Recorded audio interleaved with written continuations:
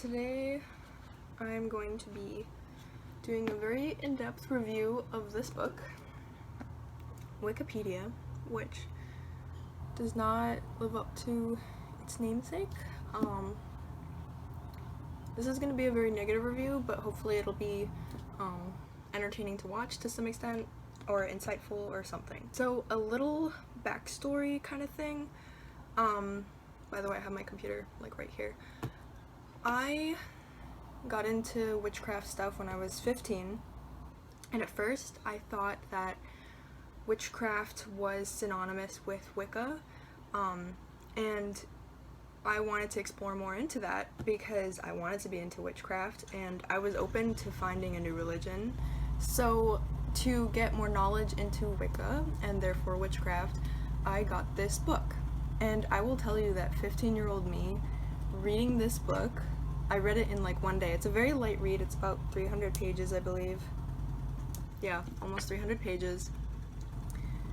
Reading this book, I got completely turned off from Wicca, and I actually temporarily stopped pursuing witchcraft, like, at all. Because this book gave me such a bad impression, basically. Not of, like, witchcraft and Wicca, but just, like, I thought that, just how this book is worded, I thought that all Wiccans were this way, and that all witches, like, did all of these types of things and stuff like that. Like, it just wasn't set in a positive way, like, where you can do this, and you can do this. It was kind of just like, yeah, we do this. And so, I am not a very conformist person, and I read that and I was like, you know, this might be great for someone, but it's not for me. And it took me a while of kind of taking a break from that whole topic, and then I kind of got, I don't remember why I looked into it again. Maybe I was just curious again and like, did I actually read what I read kind of thing?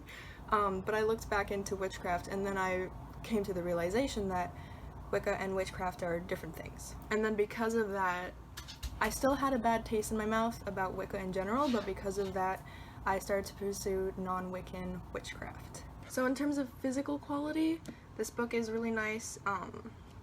It does have like very aesthetic, this is all shiny, it is very nice, and it has very aesthetic, like, formatting to it. It has a bunch of like different dividers and things like that. And it is a very easy to follow format. It is a very light read that is neatly divided into sections, which I do appreciate. It makes it very easy to kind of just go to a section and read about it. And then of course, like, the cover is a very stiff, heavy, nice feel to it, and the pages are thick and everything. So quality wise, physically, it is very nice. And then content wise, so I want to go to the Wiccapedia listing on Amazon. I got this from Amazon years back. Right now it says that it's $17 marked down to $12. On the back of this it says it's $15, so I'm not sure what the price is really supposed to be, but right now it's $12 on Amazon for the same hardcover. And even though it has over 600 reviews on Amazon and has a 4.5 star rating, all of the top reviews are 1 or sometimes 2 stars, and they're all mentioning the content issues that I am going to cover in this video. A lot of these reviews are also from practicing Wiccans. The very top review is from someone who says they've been practicing for 30 years, and they gave it a 1-star review.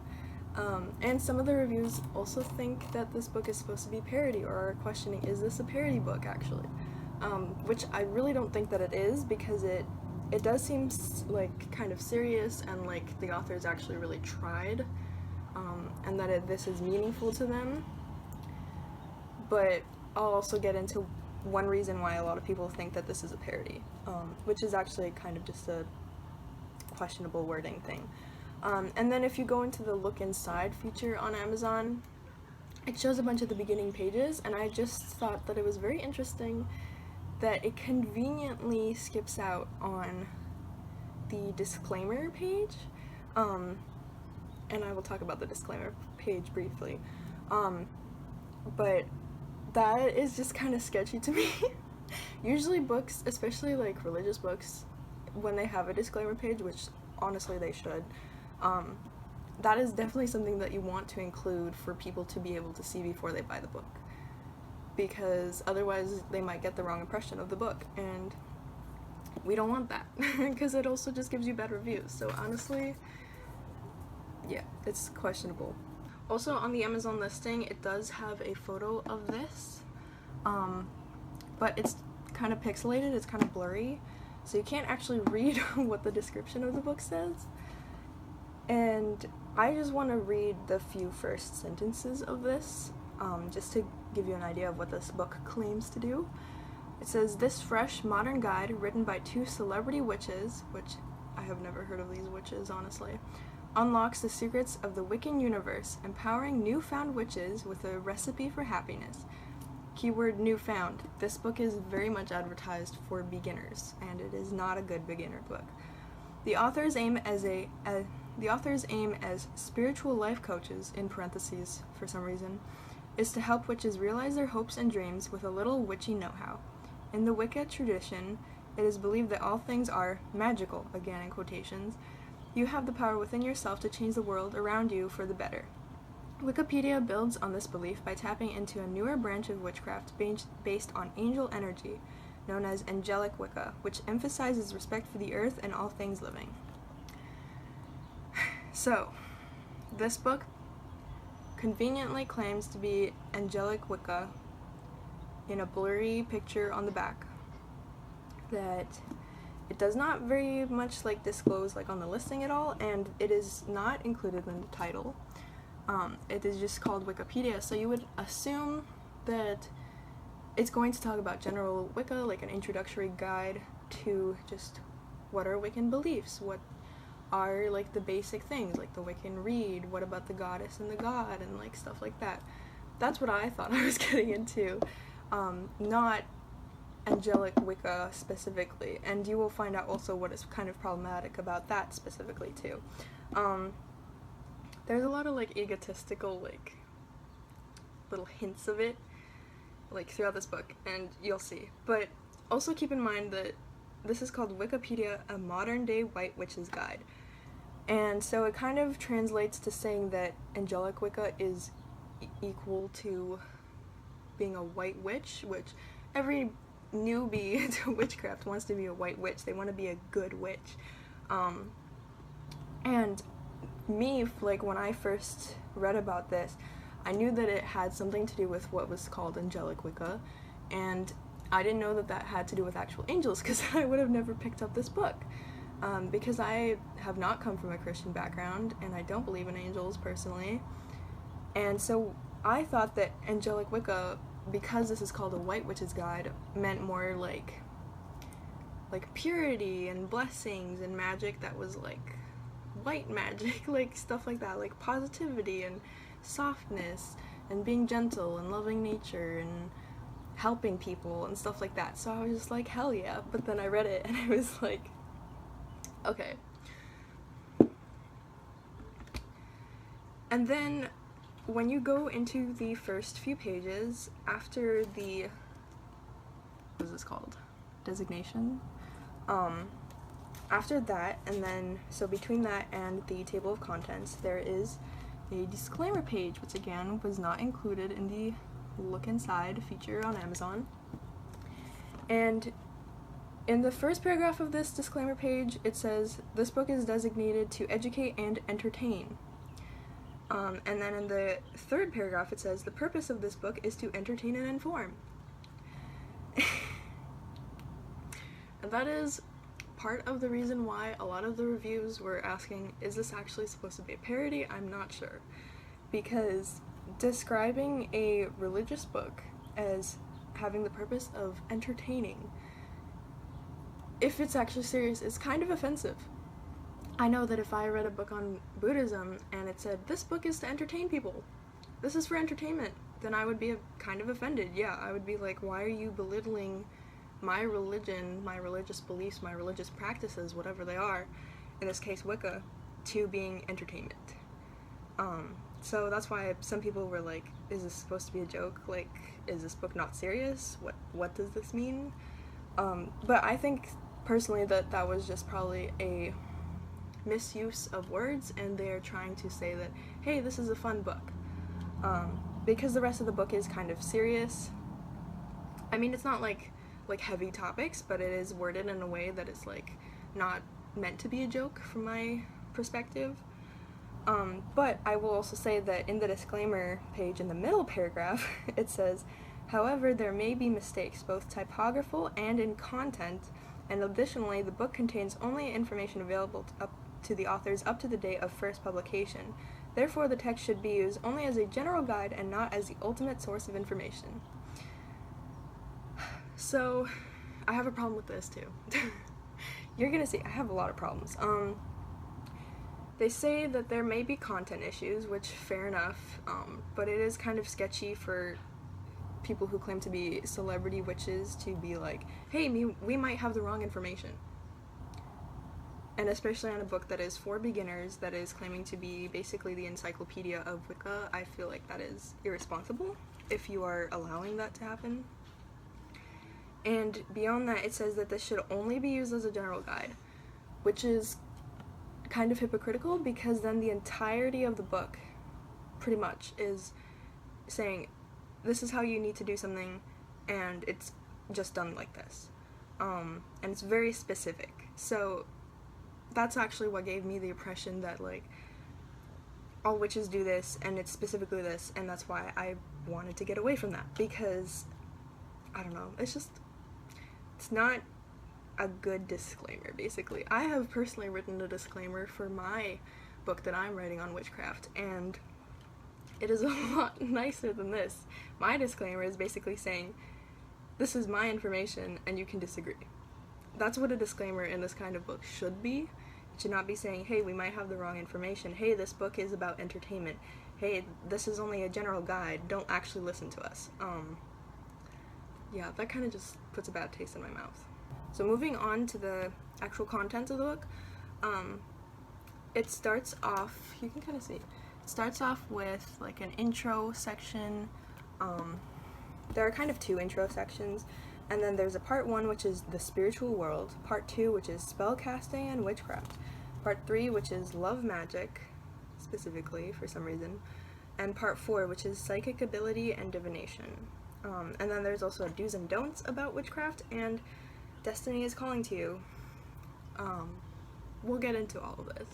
Again, this is a very in-depth review, but I hope this review is entertaining to some people, even though the book is entertaining. So it starts off with the author's note, and that is basically like each of the two authors, who are Shawn Robbins and Leanna Greenaway, basically giving like their stories of how they got into witchcraft, and it's interesting narratives, but they're really long for that kind of introduction. In my opinion, it's a lot of glamorizing, let's put it that way. And then the actual introduction section is called Using Practical Magic in Everyday Life. And I do not like something in the first paragraph. So in the first paragraph it says, this book will give you information about all aspects of modern day witchcraft and teach you how to cast spells positively so you get better results. All aspects of modern day witchcraft. It doesn't say Wicca even though it's angelic Wicca, it's not even all of Wicca. It's all aspects of modern day witchcraft. That is a bold statement for a 300-page book. And I do not believe that you can write or read a book that can have all aspects of modern day witchcraft, quote unquote. Because there are so many practices, so many belief systems, so many traditions, so many cultural things, because witchcraft is such a broad label. There's quote-unquote witchcraft from literally every culture around the world and every blending of culture around the world. For example, like, hoodoo is kind of a mix of, like, I think African and, like, I don't know, like, American stuff, like Western magic. So that is a very bold claim, and this book in no way lives up to that. Even if they were specifically talking about Wicca, it doesn't even live up to that, because nothing is in-depth enough to actually have you completely understand it, and there are definitely not all aspects, quote-unquote. And then at the bottom of that page, continuing on to the next page, it says, although there are modern Wiccans who still worship the traditional gods and goddesses, many witches, including Shawn and me, prefer a newer branch of witchcraft based on angel energy known as angelic Wicca. So that's the first mention of angelic Wicca in the book, and I don't like how that part is worded, because it's like, oh, like, some Wiccans still worship the gods and goddesses, like, but we're the new, like, revamped, like, we're cool kind of thing. I don't know, that was just weirdly worded, and also that is the only mention in the entire book, as far as I can remember, where they even mention that Wicca has gods and goddesses, or a god and goddess, and that kind of idea. The entire rest of the book, the only, like, divine entities that they mention are the divine creator, which I'm not sure if all Wiccans have a belief in that, even, and angels, or spirit guides, as they also call them. So, I don't know, I just feel like this is, and you'll see why too, this author, in my opinion, doesn't seem to have a very good grasp on regular, basic, like, general Wicca, and kind of puts her form of Wicca, like, above others, and tries to kind of advertise it, mask it as, like, this is what Wicca is or should be, which I don't like. I am not even Wiccan, but I believe that for pretty much all religions, people should be allowed to have variation. They should be allowed to have their own specific beliefs and branches, and there is no right or wrong way to have a branch. I am a Buddhist atheist, and although I personally have my beliefs on, like, God, for example, in terms of existence, I do not think any lesser of Buddhists who do have actual deities, even though I personally disagree according to Buddhism. Like, so this kind of stuff just kind of rubs me the wrong way. It's kind of like, okay, but why are you kind of putting down people who still worship the traditional gods and goddesses?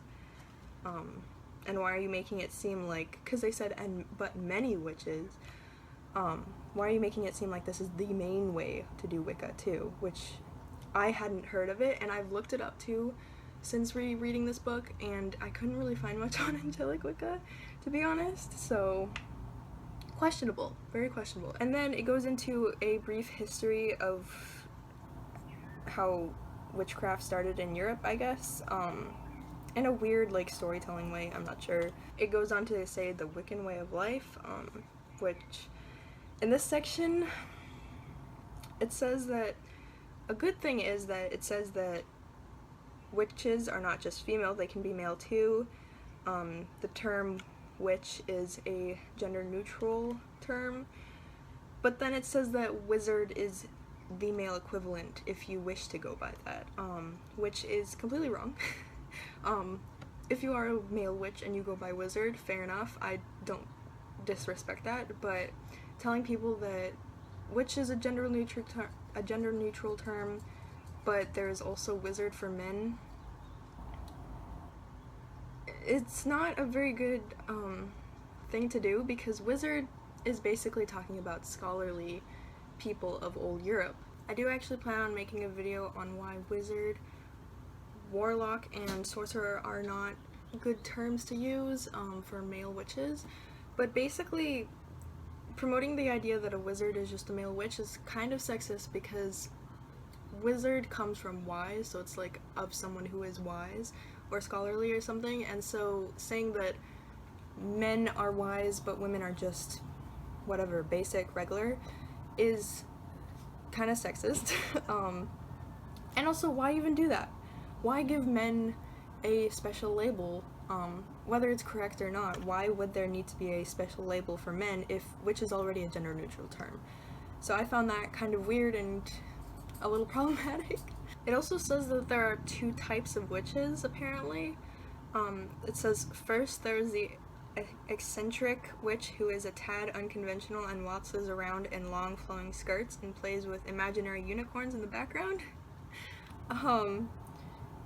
And then there's the other type, like Shawn and me. We're straightforward, feet on the ground witches who are caught between having a great sense of spiritual understanding and being very level-headed at the same time. So I thought, again, randomly kind of putting down other witches, like, I guess if you're more frolicky or whatever. It just feels weird, like, why emphasize that there are 2 types of witches? You can either be, like, creative and kind of, like, ditzy, or you can be logical.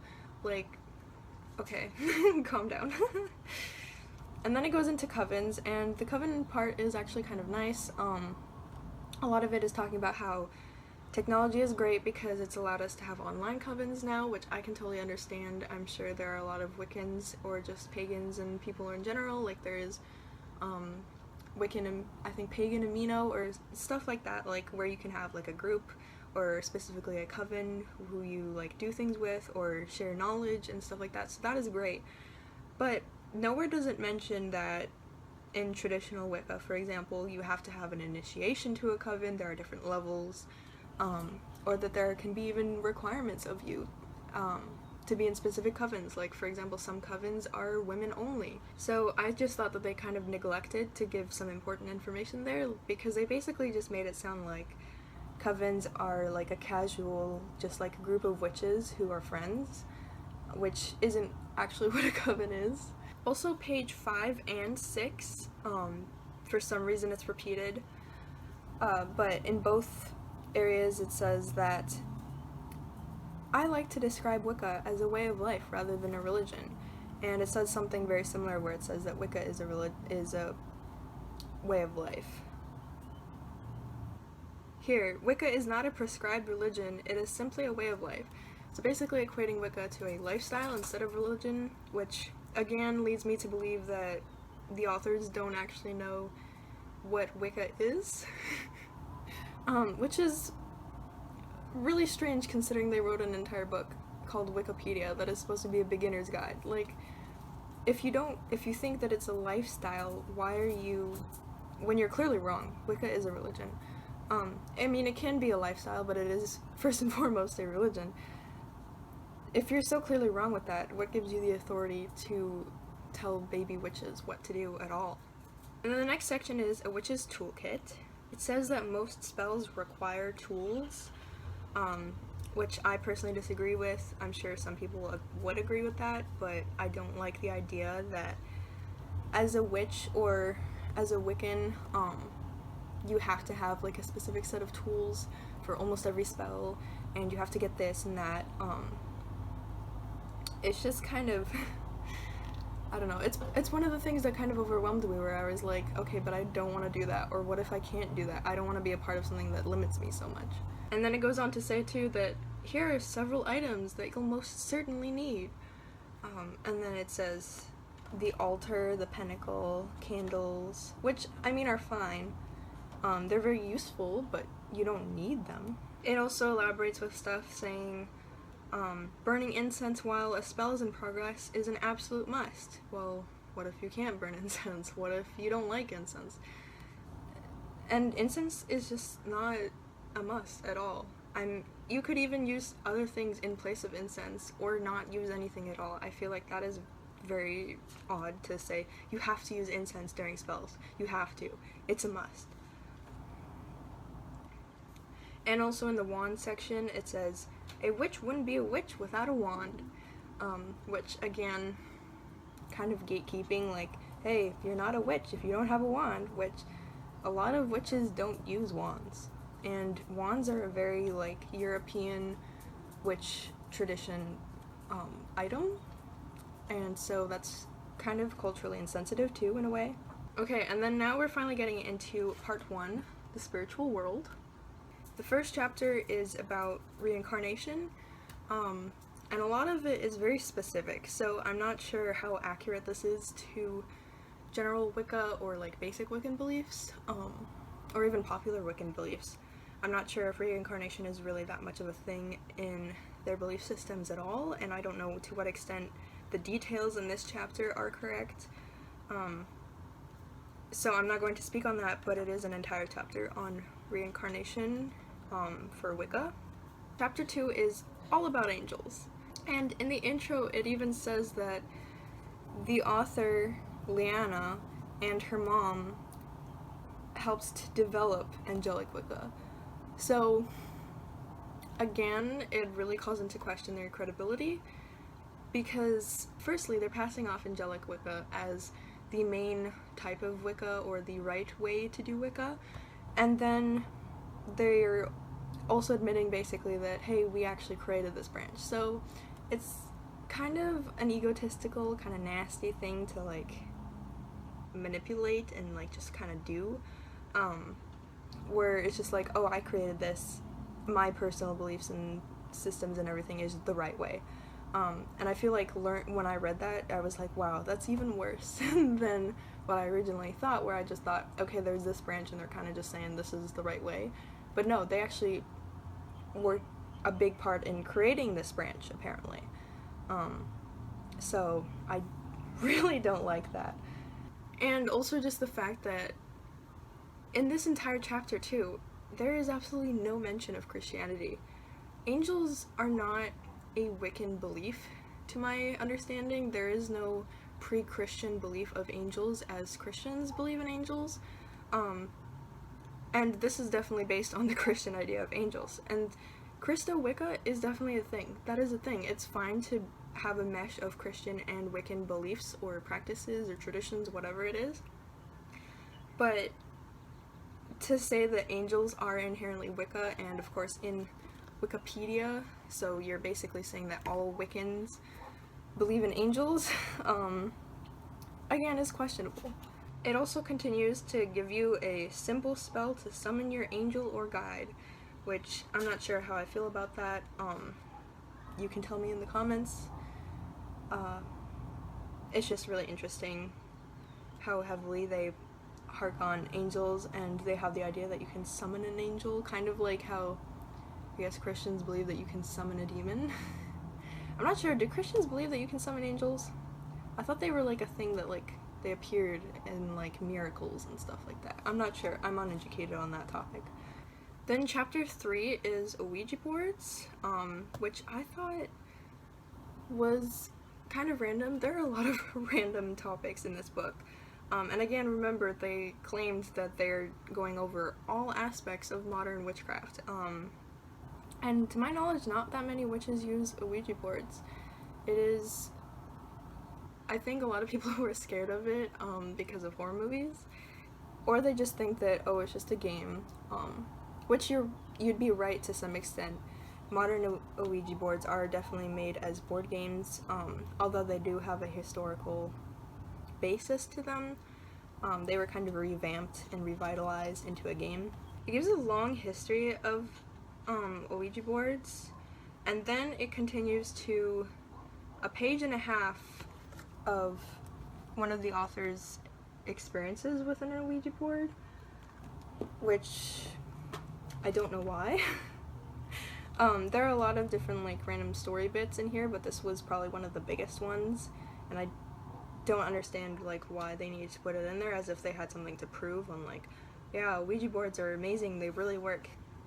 And of course it tells you, like, how to do it, how to end a seance, but then it also has another section that's called Ouija for Self-Enlightenment, and it even says that, quote, "To my knowledge, no one has used the Ouija board as a spiritual guide in the way I am going to reveal to you now."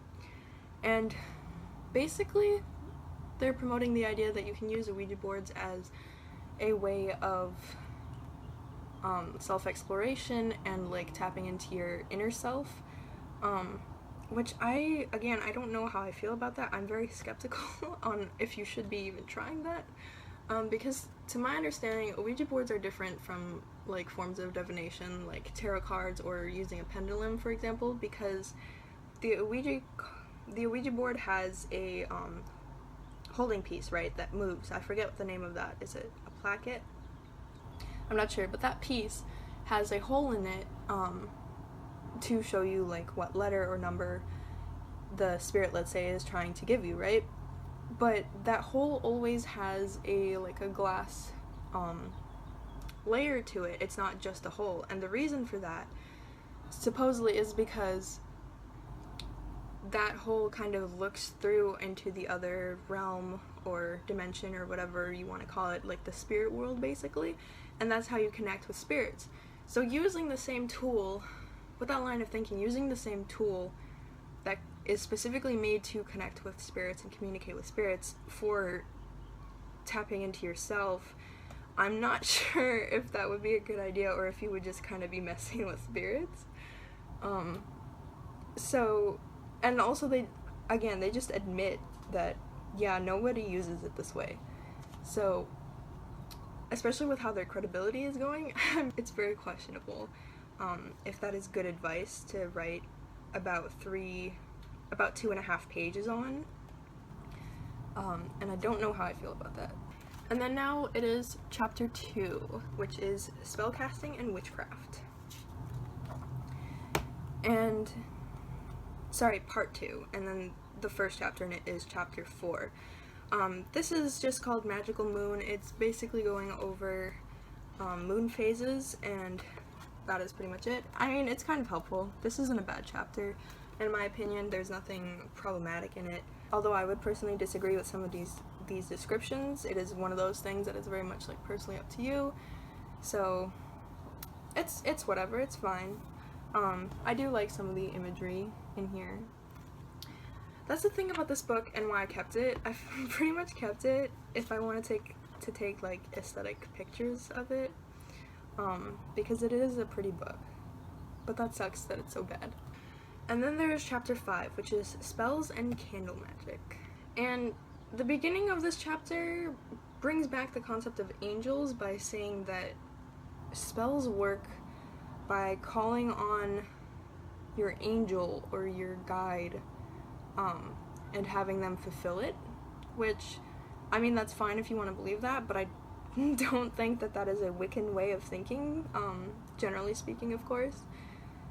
And again, remember, this is being passed off as general Wicca. On the next page, it also says that spells generally work, like, for things that are important for your life, or in, like, crisis situations, which, I mean, yeah, to some extent, I think the importance of a spell will probably magnify its effect, but I personally disagree. I think that it's really about how you use your magic and your willpower of using energy effectively and efficiently is what determines whether a spell works or to what extent it works too. But they basically say, yeah, it just works if it's important. But then in the same paragraph, they also go on to say that regardless, you can still do trivial spells, and they do use the word trivial. For example, saying that this author yells out, "I desire a parking space, so mote it be," which is fine, but it's kind of not hypocritical, but it kind of flip-flops, where it's like, it's only for important things, and then it's like, yeah, use it to get a parking space, because that might work. So I'm not sure what to think of that. It does have candle colors, which are helpful. I think that's good. Although it actually doesn't even have all of the candle colors. And I have found much more helpful guides, because all of these are kind of, again, like very specific things, not like general properties. And a lot of the rest of this chapter is talking about the author's personal ways of performing spells, which is fine to share, but again, it comes off as this is how everyone does it, or this is how you're supposed to do it, and it's the only way. There is no wiggle room in it. Including, they even basically say that spells have to rhyme. I mean, they say that, yeah, they don't have to, but it's very heavily implied that a good spell will have rhymes in it, which, to use their own words earlier, it's very trivial, in my opinion. And then chapter 6 talks about digital magic. There was nothing inherently bad in this chapter. I did kind of like the concept of emailing spells in this section. Not how they specifically said to do it, but I thought that that was a cool idea, where you can email spells, basically, like, let's say if you were going to chant something for a spell, you could actually, like, type that into an email and either send it to yourself or send it to the person who is supposed to be affected by that. So I thought that was pretty cool. Chapter 7 is called Wish Boxes, Pouches, and Herbs. At first, it starts going over herbs, and it's great because they do go over quite a few herbs. They have, let's see, they have about 6 pages, I think, of herbs. But my problem with their list of herbs is they are great herbs for spell work, but they specifically say to use them in really random ways. For example, the entire description of bay leaves is take a handful of bay leaves and place them inside a wish box to remove curses. You can also sleep with a bay pouch under your pillow to facilitate loose dreaming. That is the entire description of how to use bay leaves. I regularly work with bay leaves. I have a really close connection to them, if that makes sense.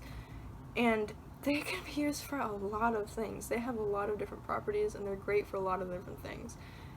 So, and I'm sure the other herbs in this section are like that as well. I know for a fact that basil is, versus basil says, if you're trying to get pregnant, give your lucky man a thrill, hang a bunch of this above the bed, and make love under it every night for 2 weeks. So I think it's stuff like this that also added to the idea for people that this book was supposed to be a parody. But again, I really don't think it is. It's just really badly written and really narrow-minded, if that makes sense. Then it goes into really specific detail about how to make containers for wish boxes, and I mean, it tells you how to do like certain pouches, like a love pouch, money pouch, which is cool. Chapter 8 is crystal power. It doesn't give a very good description on how crystals are supposed to work, which I was kind of let down by. As someone who uses crystals a lot myself, I could probably give you a way lengthier, better description than just basically what's on this page.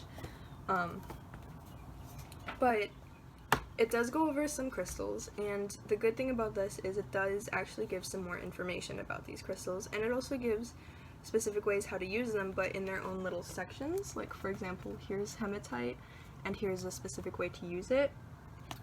And so that is a lot better than the herbs. There's a lot more information there, basically. This chapter confuses me so much. So, chapter 9 is called A Witch's Menagerie, and I didn't know what it meant. This chapter is talking about animals, and so I looked up the definition of menagerie, because I didn't know what it meant by a witch's menagerie. I had never heard that term. Even rereading it, I was like, huh? And so the basic definition that matches animals is a collection of wild animals kept in captivity for exhibition. So that kind of concerns me. There's no further explanation as to what they mean by a menagerie. They kind of just go into birds and like concepts that they represent, kind of like as if they're omens, but it doesn't actually use them as omens. It's more just like about the animal and from a magical perspective, which would be great if it didn't have the menagerie as the title of the chapter, because that concerns me. Wild animals kept in captivity for exhibition. I don't feel like that is a very good thing to do if they're promoting that, which I'm not sure if they are, but it was just a really weird word to use. And I did look up, like, menagerie witchcraft and, like, a bunch of different things like that to see if, like, is there a special, like, type of animal menagerie that they're talking about that I just don't know about, and I couldn't find anything like any special meaning of it in terms of witchcraft or magic or Wicca. So I don't know what to make of that. You can comment below if you think you know about it. I don't know. They go over a ton of birds, and then a few mammals: badger, bat, dogs, hares, toads, I don't know, and then a few insects, which are cool. And then they have an entire section of cats, and at least one of these authors is like an admitted like cat lady, so I thought that was kind of funny, like in a like an uncomfortable way, because it's like, okay, I get it, you really like cats. I forgot to mention too, in the beginning of this chapter, the first sentence is, if you are a witchy type of person, it would be seriously unusual for you not to love animals. Which, again, I feel is like a random unnecessary put down, because I feel like there are a lot of people out there, like there are a lot of like animal lover, nature lover, plant lovers, who are witches, but there are also quite a few people who appreciate nature and all aspects to it, including animals, but don't have like a passion for animals. They don't really care about animals beyond the fact that, yeah, they're part of nature and nature is good. So it would be seriously unusual for you not to love animals. It's kind of like, again, it's saying like, if you don't love animals, you're not a real witch, which makes me uncomfortable, even though I do love animals. And after talking about a bunch of specific animals, like I said, like almost as if they're omens, it goes on to talk about familiars in the same chapter, which further confused me, because I was like, okay, so is this chapter just about animals? In which case, why is it called a witch's menagerie specifically? Why can't it just be magical animals or something like that? And the familiars section is pretty problematic in of itself too. It starts off with saying, legend has it that a witch's familiar is a spirit, usually an animal that supports a witch by aiding her magical work, which is great. That is a pretty good definition of it, like point blank. But then further down that same row in the same paragraph, it says, today a familiar can be any treasured pet, dog, cat, or bird that belongs to a witch. It does say that she's likely to have a special connection with her pet, but I hate that this feeds into the whole concept of a pet can be a familiar, or a familiar is a pet. Familiars are not pets. There is no pet owner kind of relationship if you have a familiar. There is an equal relationship where you both give each other things, you work together, and you are spiritually bonded, so like you have harmony within each other. There is no like submissive versus a dominant like in this relationship. You are pretty much perfectly equal.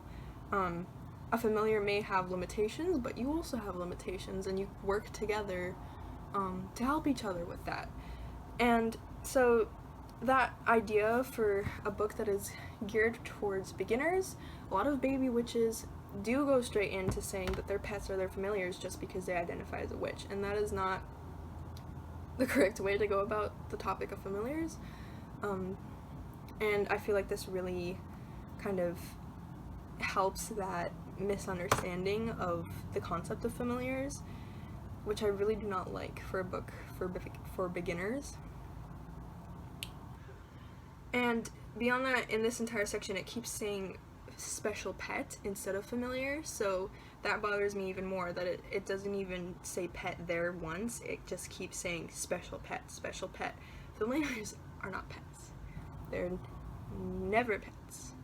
You may have the intention of getting a pet and then you get a familiar, but they are not pets in of themselves. There is no pet relationship. So that really annoys me. And then there are multiple paragraphs about the author talking about how she has a cat who is her familiar, and then talking about how he killed a bunch of rats, as if that shows how he is a great familiar, which that's what cats do.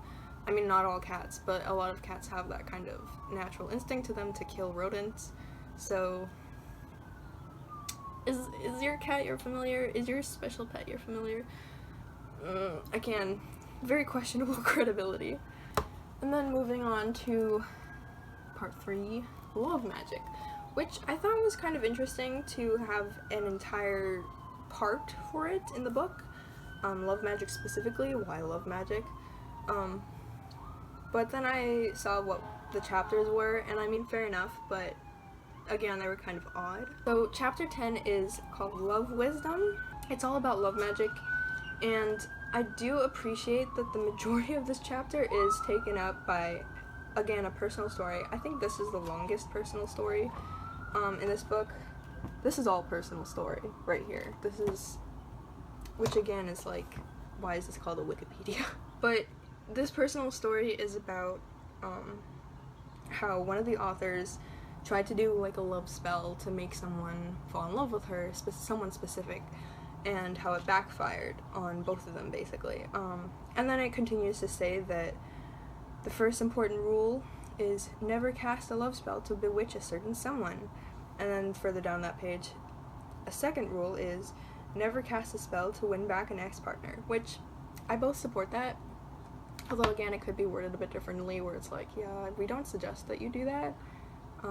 Because it's saying like Wiccans again have that rule, like every Wiccan has a personal rule, like, oh, we don't do that, which I'm sure there are some Wiccans who have no problem with that and don't see a problem with that, whether they're educated on the concept or not.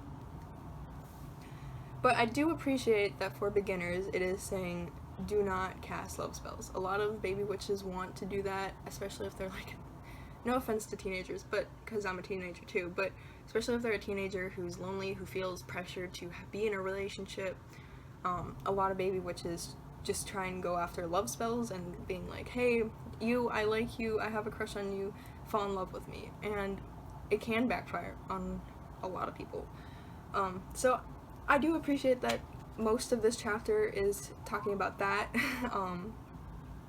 And then it gives, basically it redirects to saying like how to use magic to make you popular or to get a love that is not a specific one, to just attract love.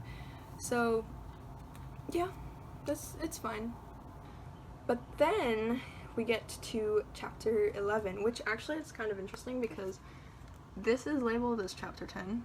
Like there are 2 chapter 10s and then it goes to 12, so I know this is chapter 11, but it just says 10 again. So I thought that was an interesting mistake.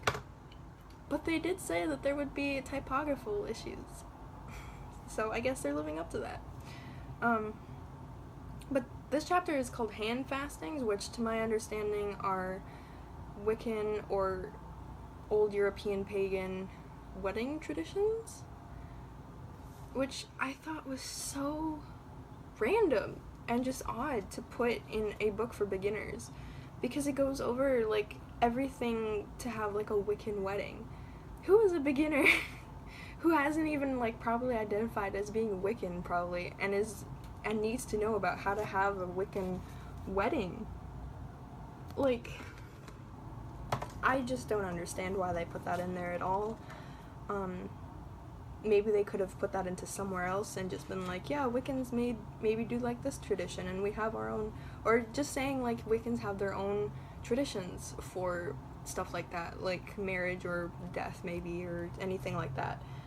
But this specifically is talking about like actual like ritual stuff and like how the cake should be. It's just a lot for like a beginner perspective. And then now moving on to part 4, which is psychic ability and divination, which I don't know how I feel about this entire part, because I feel like psychic stuff isn't necessarily like a dwelled upon aspect of Wicca as a religion.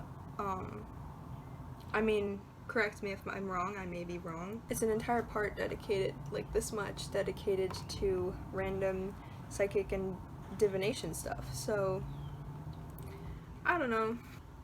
Chapter 12 is sharpen your psychic skills, and the first paragraph says that Wiccans don't believe in the devil, which I find strange because this is angelic Wicca we're talking about, so they're already carrying Christian beliefs to some extent. And they have a divine creator, at least in angelic Wicca. So that aspect would also line up, but then there is no devil. Which, I mean, fair enough, but at the same time, saying blanketly that Wiccans don't believe in the devil is not true. Because although I'm sure there are many Wiccans who believe that the devil is just a Christian or Abrahamic religion in general, like, concept, and they don't subscribe to that same concept, which is perfectly valid, I'm sure that there are some Wiccans who especially come from Christian backgrounds who still believe in, like, an evil entity kind of person, who similar to the devil or exactly like the devil. And especially like I mentioned before, Christo Wicca is a thing. Christian Wicca basically is a thing. So saying that, well, Wiccans don't believe in the devil, as basically explanation to, yeah, psychic abilities aren't evil, is I also forgot to mention too that earlier in the book they basically said that Wiccans are not Satanists, which, true, but just how they said it too was also kind of like as if Wiccans are like the right person, or that basically the connotation was that Satanists are evil, which I didn't like that. I've had Satanist friends and they're not evil. And it's also weird that they said specifically that Wiccans don't believe in the devil, because then they go on to use the Bible as reason to believe in psychic abilities, because they basically use examples from the Bible of like prophetic messages and dreams and stuff like that. So again, it's the weird Christian versus Wiccan thing in this book. And it's kind of, like, when I was reading this, it was kind of frustrating me at this point, where I was just like, okay, but where do you draw the line? If you say, I don't believe in the devil, but I believe in angels, and basically a creator god, and I also am going to use the Bible I don't know. And I also wrote down that it does have some good advice, like, that you should do your own research into psychic stuff, if you want to actually get into it. And it says, like, it basically tells the reader that before you try anything like psychic stuff, then you should try to figure out where your strengths are, because there are different types of psychic abilities. But then it doesn't give any explanation on how to do that kind of stuff. Like, it's just basically like, go do your own research. And then it jumps right into, okay, so now that you've got your psychic abilities, like, it's just very unuseful, and I don't understand why they put that part into the book, other than kind of covering their own butts by saying you can't just jump into it. And then of course it just talks about, like, using your intuition once you've got psychic strength or whatever. And then it also goes over a few types of psychic abilities, like telepathy, which, okay. Chapter 13 is called Gaze into the Future. It's basically about scrying.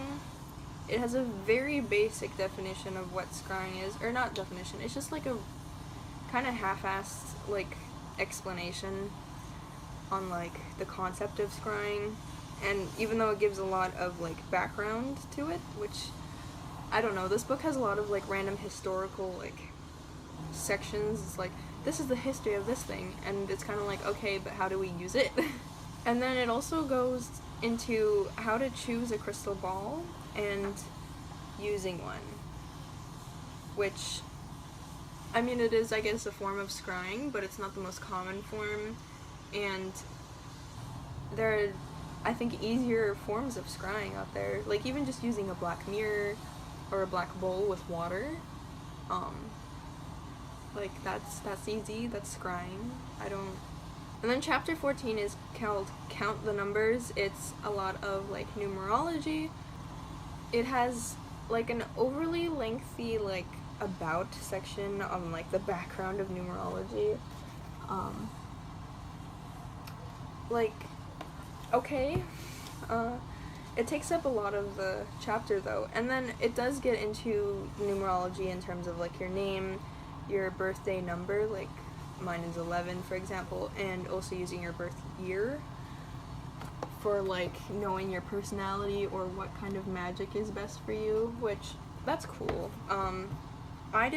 I looked at mine, or like what mine would be, and I didn't find that it was accurate at all, versus with astrology, everything about that is extremely accurate, like on point. So I'm not sure if the numerology isn't accurate itself, or if it's just the author's perspective or explanation on like the personalities and stuff like that of numerology that are messed up, basically. Chapter 15 is called Dream a Little Dream. It's all about dreams. It talks a lot about dreams, but I didn't really actually get any tangible information from it, if that makes sense. It's just like a whole lot of like kind of like information. It also includes stuff like prophetic dreams and how you can supposedly manipulate yourself through dreams, which I didn't really understand what they were trying to say with that. They didn't go into detail about it very much. And of course it also tells you to keep a dream journal, which is fine if you want to do that. It was one of those things for me that when I read it originally, I was just like, okay, but I never remember my dreams. How am I supposed to keep a dream journal? I can't be a witch. One helpful thing though on this chapter is that it has a lot of dream interpretation help stuff. So like if you have certain imagery in your dreams, and it could be a sign of this thing, for example. And so that's cool. It also goes into astral projection though, which, correct me if I'm wrong, but I feel like that's not the same as dreaming. It might happen while you're asleep, or it might not, but I just thought that that was a very interesting thing to put in a chapter about dreams, which basically had the insinuation that, I mean, I don't think that they actually said anything about astral projection being a type of dreaming, but it's just interesting to like conflate the idea that astral projection is a type of magical dreaming. I don't really like that idea. Chapter 16 is called Divine Divining, which is a kind of annoying title for me. It includes a brief history of pendulums, how to choose a pendulum, and like properties of like certain shapes and crystals that you can choose for pendulums, which is okay. But after that, it also talks about using pendulums for chakra balancing, which I thought was, again, really random to include. And because it was like a whole section of like, here are what the chakras are, and this is how you know if they're not aligned properly. Like, most of this is talking about how to know if your chakras are imbalanced, basically. And meanwhile, we were just talking about divination. So that seems kind of like, I don't know. And then at the bottom it just tells you, yeah, so if you figure out that this chakra is not aligned properly, then you can just swing a pendulum around it, which I'm not sure how accurate that is. I don't really know about the chakras that much because they never interest me, but I feel like that is very simple. I'm not sure about that. It also tells you to cleanse your pendulum with the 4 elements at least once a month, which again, I don't agree with that. I feel like that is way too much. For earth, it says you need to bury it for a few hours. For fire, it says put it in direct sunlight in early morning. For water, it says put it in a glass of water that's been energized by a crystal, which some of the crystals that they mentioned, even for pendulums, you should not get wet. So that kind of irritates me. And then for air, it said use sandalwood incense specifically and pass the pendulum through its smoke 3 times. And you have to do all of those things at least like once a month, it said. So there are just a lot of specifics. And then it talks about tea leaf reading, or tasseography. I never know how to say that, which I don't know about that enough to critique it or anything. It seemed alright to me. Then chapter 17, which I think is the last chapter, Yes. It's called Oh, the Things You'll See. And it talks a lot about the clairs, basically like being clairvoyant or clairsentient and stuff like that. So basically being able to see things or experience things psychically. So, I mean, it was an okay chapter, but one interesting thing about it is that they said that your third eye chakra needs to be clear in order for you to be clairvoyant, which, again, that just kind of doesn't sit right with me, saying that, like, you have to take care of your third eye chakra if you want to be clairvoyant. I don't feel like it's that deep for a lot of people. It's more so like either you are or aren't. And then after that last chapter, there's also a do's and don'ts section about witchcraft. And so the thing that bothers me about this entire section is earlier in the book, in the introduction, I believe, when they were talking about how witchcraft is a lifestyle, part of why they were saying it was a lifestyle was because they said that Wicca had no rules. I mean, they technically said no rules other than don't do harm, but they really emphasize the fact that you can do whatever you want in Wicca, and it's great because of that, and that's why it's a lifestyle, because you get to choose how you live. And so then having an entire section about do's and don'ts about witchcraft, which right under that title it even says the Wiccan Read, which by the way is the only and first time in the book when they actually start talking about Wiccan beliefs or philosophies or teachings or anything like that. On page 262, I just don't like that there's a section of this when they hyped up so heavily the idea of Wicca having no rules. And even like the first point that they made was that Wiccans don't hex. They specifically said that. It says it's not that we don't have the ability to hex, but it's simply not ethical and we don't do it. And then it goes on to say that although Wicca is considered to be a relaxed faith, we also have strict laws that we follow to the letter. So, again, it's very wishy-washy and like flip-flopping on like, okay, so does Wicca have rules? Or does it have some kind of rules, like don't harm people? Or does it have strict rules? Because they've basically said all three things in this book, like in multiple points each. I'm sure there are some Wiccans who do hex, so it's kind of gatekeeping again, where it's like, yeah, if you're like a good Wiccan, if you're a real Wiccan, then you won't hex people. Which I don't like, again, because sometimes people have good reasons for hexing people, and hexes are not, honestly, terrible. They're not the same as a curse. They're much milder, so, I don't know. That being said, though, all of the other points are kind of, they're not very impactful or meaningful. For example, one of them is called Go Organic, and basically saying that, if you can, you should grow your own food, and if you can't, you should buy free-range meat and eggs and organic produce. Which, I mean, that's great. I think everyone should strive to do that, but I don't think that's a Wiccan ideology in of itself. It also lists things to keep in mind while spellcasting. Number 6 being, of course, call upon the angels to assist you. It just has a lot of, like, I don't want to say any more about that. I'm kind of tired of this section. And then finally, the last section in this book is called Destiny is Calling You. So this section, from my understanding, is talking about what to do once you've attained the magic of witchcraft and Wicca. And it's kind of finicky because the first thing it says is one-on-one help. You're supposed to go out and help others, apparently. And one of the things they suggest doing is pray with your friend. So, again, kind of mixing Christian stuff, I don't know.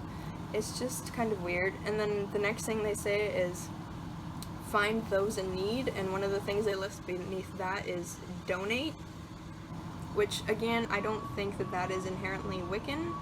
I think, yeah, that's a great thing to do, but I don't know of any Wiccans who are strongly like, yes, I donate regularly to, like, the soup kitchen down the road. It's just kind of odd to put these things in there, especially in the context of witchcraft. I don't know what donations have to do with witchcraft or Wicca itself. And finally, it tells you to go protect your aura, and that also includes protecting the aura of your surroundings, like your house. And one of the ways that they instruct you to do that is they say smudge your space, and they say to use a smudge stick, and that's problematic. Like, both of these authors, to my understanding, are white too, so that kind of makes it even worse. Smudging, if you don't know, is a Native American religious practice of purification using smoke cleansing. Smoke cleansing in general is not the same as smudging. It is like a closed tradition. It is not something that is open to other cultures or other peoples. So telling you to go smudge your space, that is definitely referring to just burning, let's say, sage, I think. They said dried sage, cedar, sweetgrass, or lavender. So they're obviously referring to just smoke cleansing. So I don't know why they couldn't just say smoke cleansing and instead they had to use the word smudge or smudging, because that is not the right word to use. So that was like a kind of walkthrough of like my issues in this book. And so, okay, so my overall thoughts. I don't think, I'm kind of like skimming what I read, so sorry if I'm like looking over there, but I don't think that it's a good book for learning about Wicca in general.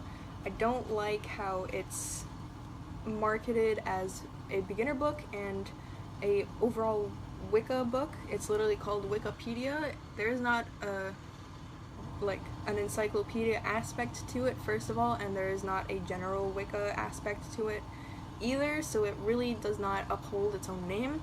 I also think it was weird that they threw in a lot of topics that weren't directly like Wicca related, like the Ouija board stuff or chakra balancing. I know for a fact that chakras are not a part of Wiccan beliefs. I also think that it didn't have nearly enough information on the actual beliefs of Wiccans and Wicca. Again, it only even mentioned that it even said some Wiccans believe in a god and a goddess. And so I would say that pretty much all the Wiccans I've met have a god and a goddess, at least one of each, if not multiple, like deities and stuff. They don't use angels, they use deities. So that whole idea is kind of problematic with the whole angel thing. It only even mentioned the Wiccan Read in the back of the book in the do's and don'ts section, which just goes to show how little they even talked about actual Wicca. And I would say that the way that the authors said that Wicca is a lifestyle instead of a religion, in their case is pretty much true, because they really did not harp on beliefs, on like the actual aspects, like the religious aspects of Wicca. They more just talked about activities and practices and what you should do, and like developing your psychic abilities. But so they really did treat it like a lifestyle, which I think is totally the wrong impression for people who are new to this topic and reading and looking to read more about it to get a better understanding. I think there are probably way better books that definitively outline beliefs of like basic Wicca or certain branches of Wicca, like Gardenia or something. Like, this is a terrible book for learning about Wiccan belief systems and even different branches. Like, they didn't even talk about how there are different branches other than angelic Wicca, and they only talked about angelic Wicca. But considering that they treat it like it's a lifestyle, I think that does make this book pretty useless for people who are trying to look at Wicca as a religion, because it's not teaching you about the religion, it's teaching you about this is what Wiccans do. It's not about what they believe, which sucks, because that's the premise of, like, that's the basis of every religion, what do you believe? And as I mentioned I think multiple times in this video so far, there's a lot of like extremely specific information. But at the same time, I feel like all of the topics did not go in depth enough for you to actually have like a firm understanding of like, okay, this is how it's done and this is why it's done. There was no explanation as to why, actually, in most cases. Or if there was an explanation, it was very half-hearted, and it was kind of an answer, but not an answer at the same time. I also think that the specification of it, is way too much for even the average Wiccan, like someone who's already identified as Wiccan, because it basically tells you to replicate everything that they're talking about, and it talks about specific items and specific words even, and specific just like actions that you have to do. Like, they give a lot of example spells and rituals and practices, and all of it is, this is how it's done, this is the only way it's done, and it has to be done this complexly, and that's it, kind of thing. So it's like, you have to have that clear quartz crystal, you have to have that wand, otherwise you're not doing it right. And that was the main problem for me when I first read it, because I was like, well, I can't get all of these items, and even if I could, I probably wouldn't want to. Like, Wicca may be more structured, definitely, than like general witchcraft in general. Like, my form of witchcraft is way more relaxed probably than like Wiccan rituals. But that being said, Wicca, from my experience from talking to other people and learning about it, still has somewhat of like leeway and like self-interpretation on what you should do exactly. There is no specific, you have to use this item in this situation. You have to use this specific incense to cleanse your pendulum, for example. It's just way too specific, basically. And I think, just to close this off, I do think that this book, overall, is in poor taste towards the religion of Wicca, and it will turn a lot of new people away from Wicca, even if they would have been perfectly happy getting into that religion and maybe even identifying with it, because this book is just, it's poorly written and too specific and very narrow-minded. I think I mentioned that earlier in the video, but it is very narrow-minded.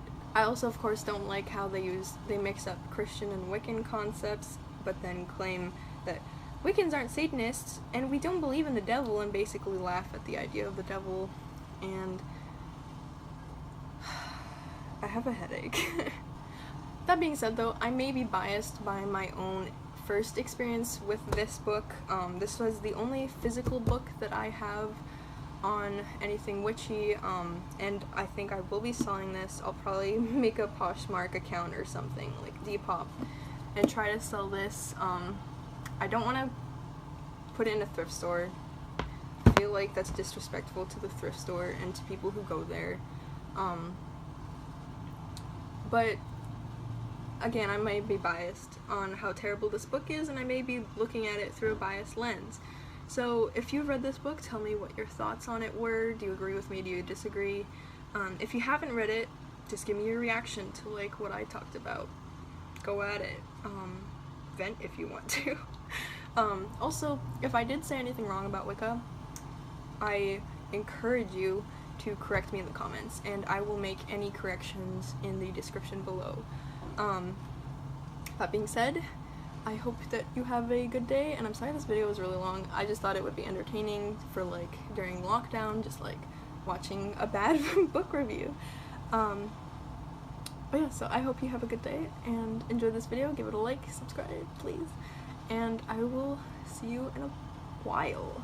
Probably not gonna make a video soon, but bye.